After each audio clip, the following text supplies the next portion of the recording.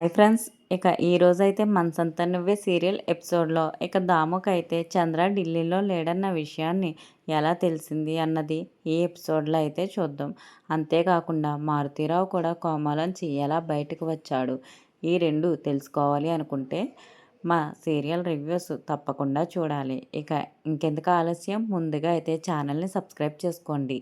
ఇక ఎపిసోడ్‌లోకి వెళ్తే ఇక దాము అయితే చంద్ర ఎప్పుడు వస్తాడని చెప్పేసేసి యష్‌తో డిస్కస్ చేస్తూ ఉంటుంది. ఇక ఇంతలో సింధు అయితే వస్తుంది. ఇక యష్ అయితే సింధు ఇక ఈసారైనా నాన్న తప్పకుండా వస్తారు కదా, అమ్మ అయితే చాలా హోప్స్ పెట్టుకుంది అని గట్టిగా వార్నింగ్ అయితే ఇస్తూ ఉంటాడు. ఇక ఇంతలో మధు అయితే వచ్చి మావయ్య తప్పకుండా వస్తారు కదా సింధు, ఢిల్లీలోనే ఉన్నారు కదా అని చెప్పి సింధుని రెచ్చగొడుతూ ఉంటుంది. ఇక సింధు అయితే ఏం మాట్లాడకుండా అలా మౌనంగా ఉంటుంది.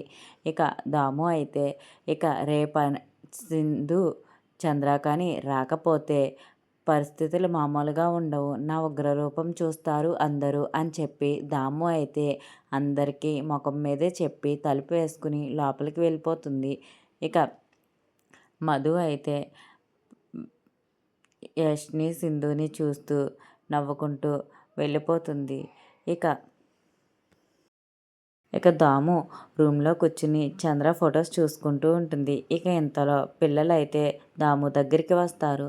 ఏంటి నానమ్మ, తాతయ్య ఫోటో చూసుకుంటున్నావా అంటే అవునరా అంటే, అప్పుడు ఇంతలో పిల్లలైతే దాముని అమ్మ నాన్నది లవ్ మ్యారేజ్, మరి మీది లవ్ మ్యారేజా అరేంజ్డ్ మ్యారేజా అని అడుగుతారు. ఇక దాము అయితే మాది లవ్ మ్యారేజ్ అని చెప్తుంది. అయితే నానమ్మ నిన్ను తాతయ్య ఎలా చూశారు, ఎప్పుడు మీరు లవ్ చేసుకున్నారు అని అడిగితే మీరు చిన్నపిల్లలు, ఇవన్నీ మీకెందుకు అంటుంది దాము. ఇక దాము చెప్పు నానమ్మ చెప్పు నానమ్మ అంటే దాము అయితే చెప్పడం మొదలు పెడుతుంది. ఇక మేమైతే బస్ స్టాప్లో చూసుకున్నాము ఒకరిని ఒకరు. అంతేకాకుండా మీ మావయ్యకి తెలుగు రాయడం రాదు, నాకైతే తెలుగు భాష అభిమానిని. ఇక ఫస్ట్ అయితే తెలుగు రాదు అని చెప్పి నేనైతే ఆయన్ని రిజెక్ట్ చేశాను.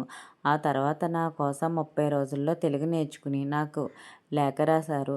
అప్పుడే నేను ఆయన్ని ప్రేమించడం మొదలుపెట్టాను అంటే అప్పుడు ఫోన్లు లేవా అని అడుగుతారు పిల్లలు. అప్పుడు ఫోన్లు లేవు, ఉత్తరాలు రాసుకునేవాళ్ళం అని చెప్తుల్లోకి ఇంతలో సింధు అయితే వస్తుంది. ఇక మధు కూడా మావయ్యకి మావయ్య ఢిల్లీలో లేరు అన్న విషయాన్ని ఇప్పుడే చెప్పేసి ఇల్లంతా అల్లకల్లోలం చేయాలి అని నిర్ణయం తీసుకుని ఇక మధు కూడా దాము దగ్గరికి అయితే వస్తుంది. ఇక దాముతో మధు అయితే మావయ్య రేపు రారు అని చెప్తుల్లోకి మధు అయితే చెప్పేస్తుంది. ఇక దాము అయితే చాలా సీరియస్ అయిపోతుంది. ఏంటి నువ్వు మాట్లాడేది అని పెద్దగా అరవడంతో అందరూ కూడా దాము రూమ్కి అయితే వస్తారు. అవును, నేను అరిచేది నిజం, ఎందుకంటే ఢిల్లీకి ఫోన్ చేసి అడగండి మన ఆఫీస్కి మావయ్య లేరు అంటుంది. అప్పుడు దాము అయితే ఫోన్ చేయమంటుంది యష్ని. ఇక ఇంతలో యష్ అయితే ఫోన్ తీసుకువస్తాడు.